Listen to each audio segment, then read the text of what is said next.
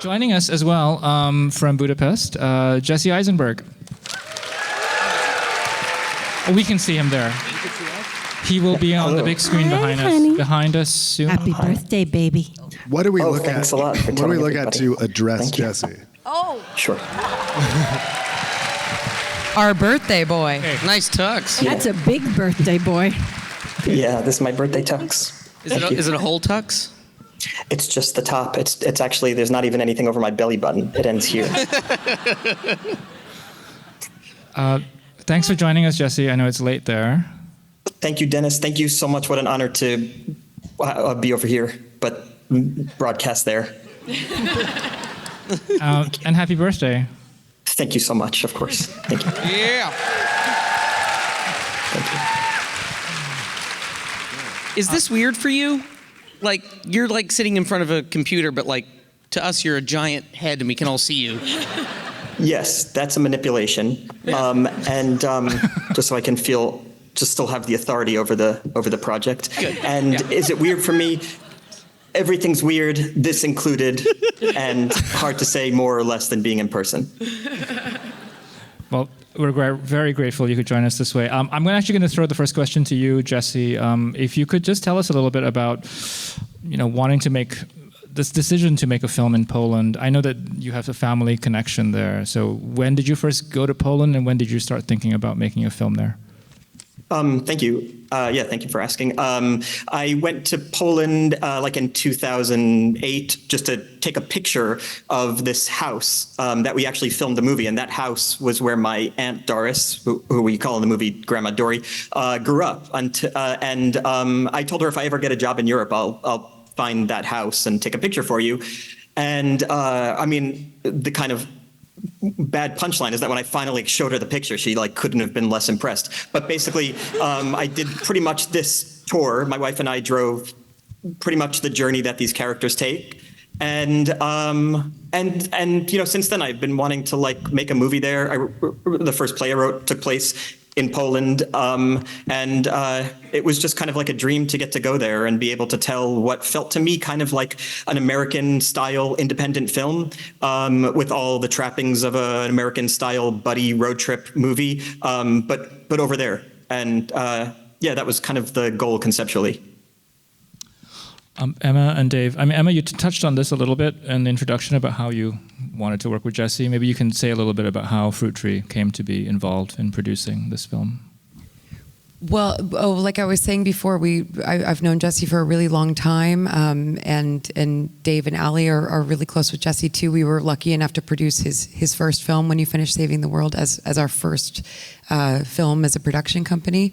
And then he invited us to come along for this one, which we were so beyond grateful to do. And I think we all just think he's absolutely brilliant and have loved his writing, his plays for so long. And it's so incredible to see him blossom into this just truly wonderful director. And I think that'll continue on and on, I hope. Jesse, do you want to do more stuff together? Yeah, but maybe in different capacities. Okay. Yeah. Maybe we'll talk about this when you're not just floating, as a head. We could talk about this in person. Of course. You need to tell my whole body. Happy birthday. So thank you so much. Thanks a lot. Yeah. What a jerk. Wait, what different capacity? Oh no, I was just making a joke that right after I said it, realized wasn't going to work. Okay. This is one of the dangers of not being there in person, to read the room, to understand the vibe, to test the audience. It is, but in sincerity, I'm like the luckiest person in the world because I've known Em for years, and she's a great genius. I mean, obviously as an artist, but she's unbelievably savvy about. Really, she's unbelievably savvy about movies. So when I heard she was producing, my first thought was like, oh, finally, because she's just brilliant, as is, Dave, who I met through her, and Ali, who I met through her. So I just got incredibly lucky. I'm wondering at what point Kieran got involved. Were you thinking about an actor, were you thinking about, first of all, playing one of the roles as you were writing? And I was wondering if, it's so important, I think, the connection between the two characters, and the contrast. So I'm wondering if you had actors in mind as you were writing. Did you always think you were? Yeah.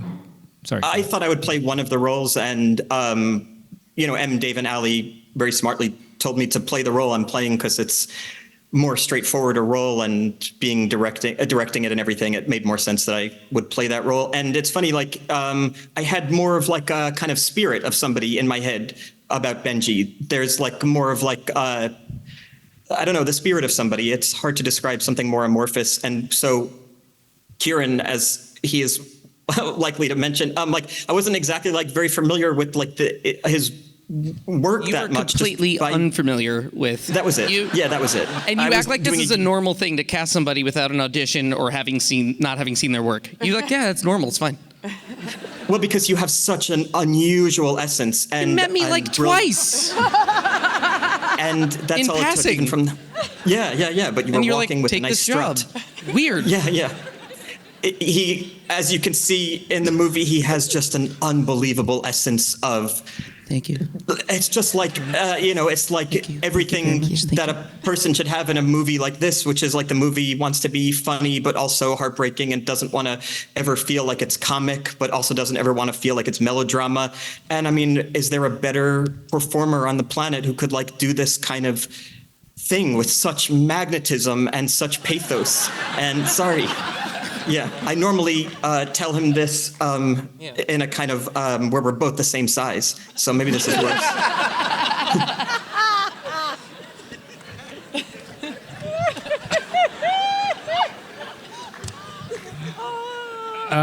Kieran, why did you say yes? Yeah, good question. I didn't know that he was not familiar with me. Yeah.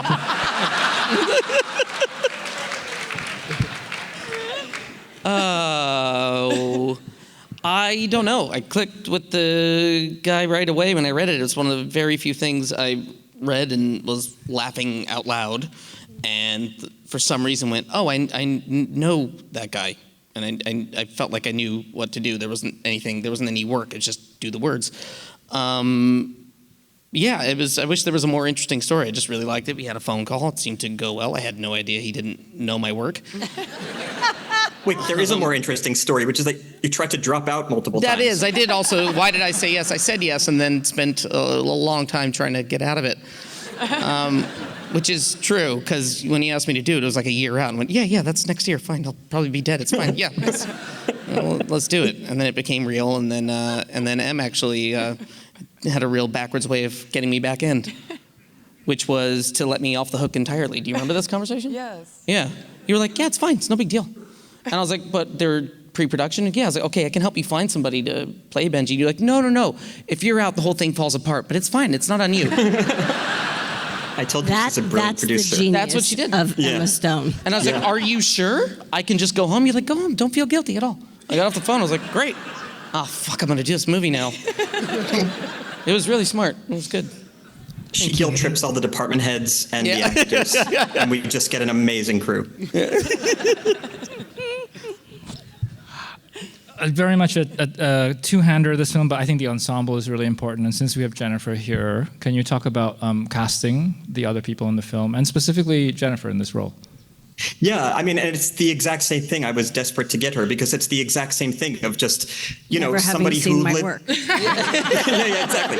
It's the exact same process. I don't know anything about them, and I appreciate that. We send a contract. No, it was just like the same spirit of just like, oh yeah, this person is such a funny, personable person, but also like an incredibly feeling, warm person who radiates just warmth and intelligence, and the Fuck character. you. Because, well, you radiated. I don't know what's going, but yeah, no, you radiate. But also with like limited screen time compared to the cousins, like you want somebody who comes on screen and you immediately feel like, I know who they are, I love them, I totally understand who they are, and it's so interesting to watch them react and interact with this kind of very fraught cousin relationship.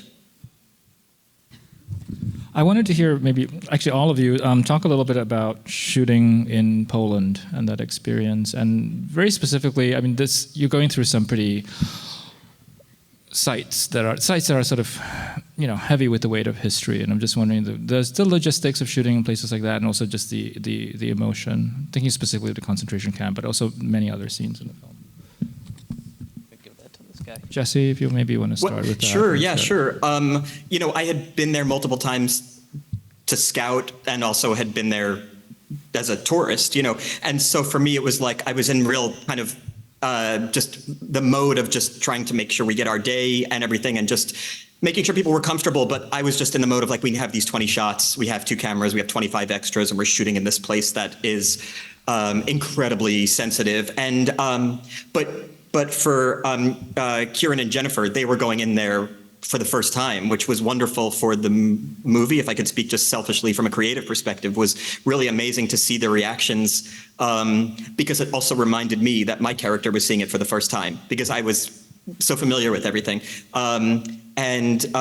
Kieran is like a really amazing, devoted father to the point where he actually tried to drop out of this movie because he didn't want to not see his kids. But when we went into this room with all the shoes, and there's kind of like we were doing shots of these shoes, of kids' shoes, it just kind of like, I could see, it affected him. And it was, again, helpful for me, but also wonderful for the movie. And Jennifer similarly, or not similarly, but in a different scene, actually like walked out of the scene. Actually, it wasn't that. It was in the same location, and she literally just walked out. It was amazing to see that because it was really the only accurate glimpse of how people would respond in this situation who haven't seen it before, which is what the characters are going through. Because the rest of us as the crew, we've scouted, we had all sorts of very strange conversations. For example, our wonderful gaffer, Przemysh, is trying to figure out where to put a light for the scene in the concentration camp. So there are all these like very oddly practical discussions about something that is so, harrowing. So that was really amazing to see, and Jennifer was such a trooper because she was really, and she was just so wonderful. She was able to rebound and understand, and at the same time gave us what we really needed in the scenes, which is real reactions to this horrific place.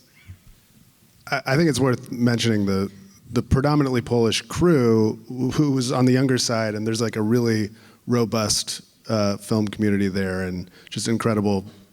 Film school. And I think, Jesse, you feeling immediate comfort in pre-production out there with that particular crew that was, presented to you. They were incredible. Yeah, it's so interesting. Additionally, the people who run the concentration camp are like these young, brilliant academics who like spend their lives basically keeping the memory of like my family alive. And it's really unbelievable when you think about it, because Poland, has a kind of fraught relationship, and actually fraught, very modern feeling with like Jewish people. And my experience there as like a Jewish Polish American was that just one of complete gratitude and reverence for these people, including our film crew, including the people who run these concentration camps, for the work that they do to celebrate families that were not theirs, and it's just really beautiful work. I'm so thankful. Kieran and Jennifer, I don't know if you want to add anything to your experiences shooting there. No, the only thing I'd say is I just appreciated that we weren't, it never felt like we were on a set. We didn't do like scene work or there was anything like that. We just visited, and I don't know. I just appreciate that it was on the page that way, and I appreciate that that's how Jesse and everyone approached it. I had never been to a concentration camp, and I was very nervous in anticipation. And everyone says, "Oh, you'll see. Oh, if you never, you'll see." And I'm like, "Okay." And I walked in, and I was like, "Oh, I feel nothing. I feel nothing." Like when all of a sudden I started to feel nauseated, and I go, "Jesse, I feel really nauseated. He goes, "Are you sick? Are you sick? Did you eat something?" Oh my God. He's like, "Oh my God, what did you have? What did you have?" I was like, he thought I had food poisoning. I was going to ruin the day. I was like, "No, I don't think so. I think it might be this," but I wasn't sure. But I was so girded and so defended and nervous about it. And then as soon as you had given Will that testimonial, that none of us, hadn't been in the script, none of us had read it, Will hadn't read it, he said, "Here, why don't you stand here?" Everyone's standing around, and he goes, "Why don't you read this testimonial?" And it was, I just remember, all I can remember is hearing the word about the dogs and and all of a sudden I was like, "Oh, I'm going down. I'm going down. Oh, whoa." And it was like this it was like something coming from another planet, just coming into my body. There are no words for what I felt in my body. It was, I can only assume it was some kind of generational grief, something that does not happen in everyday life, thank God, because we wouldn't be able to function. And I didn't want to ruin the take, so I just held it together, and he said, cut. And I just dissolved into, Kieran was like swaddled me like a baby, like just so you swaddled me and like held me tight. And I then spent a long time outside trying to recover and realizing, oh, I am too porous for this day of work. I gotta create a shield around me like the girl in the bubble. So that's what I did, and I felt nothing again. It was weird. Jesse, I wanted to ask you what it's like to direct a film that you're also acting in, and to hear from Kieran and Jennifer what it's like to be directed by somebody you're in a scene with, like your scene partner. You mean whose work we've never seen before? Whatever.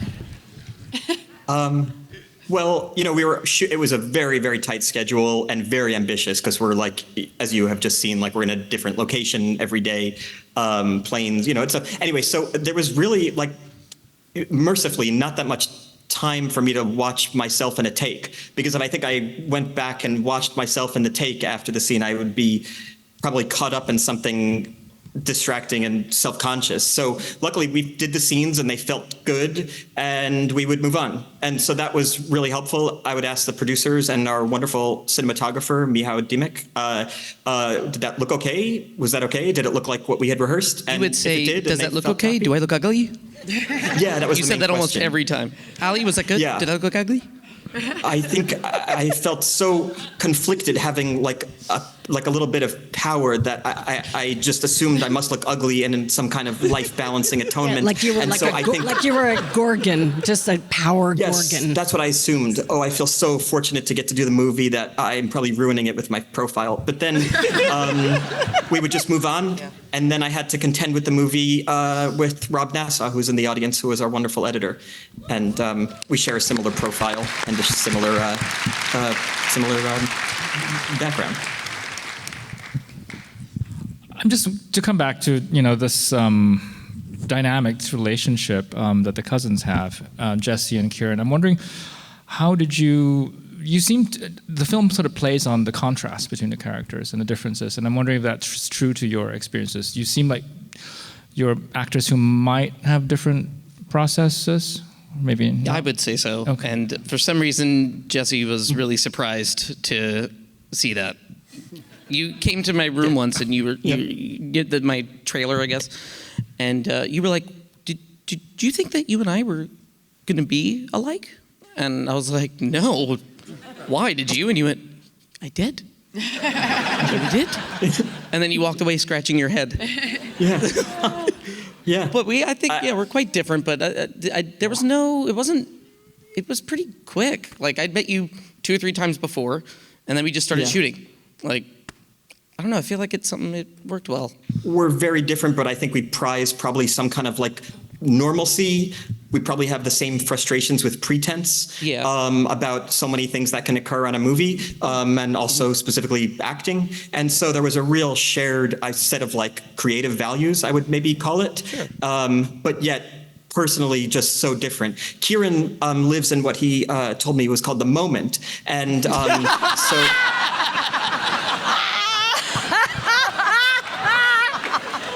And so that was interesting for me to hear about. Oh, God. I love you. Yeah. I just love you. Love you. That was very good. Okay, I'm getting the sign that we do have to wrap up, but maybe we can all collectively wish Jesse a happy birthday. You were going to sing. I think you were going to sing, right? I think you were going to sing. You were going to sing. Nobody's going to sing for you. That's my wish has come true then. Thank you. Unless we all do it very slowly. No, I think let's do the first thing. Yeah, let's do the first one. Yeah. How about we just get a whole audience? Can you guys just shout out happy birthday? That's a good idea. Just say happy birthday. Why not? Happy birthday. Thank you. Thank you Thank so you, much. Jesse, for joining Thank you, us. Jesse. Thanks so much. Thank you so Thank much. you Thank you to all of It's you. an honor to be here. Thank you so much. Thank you.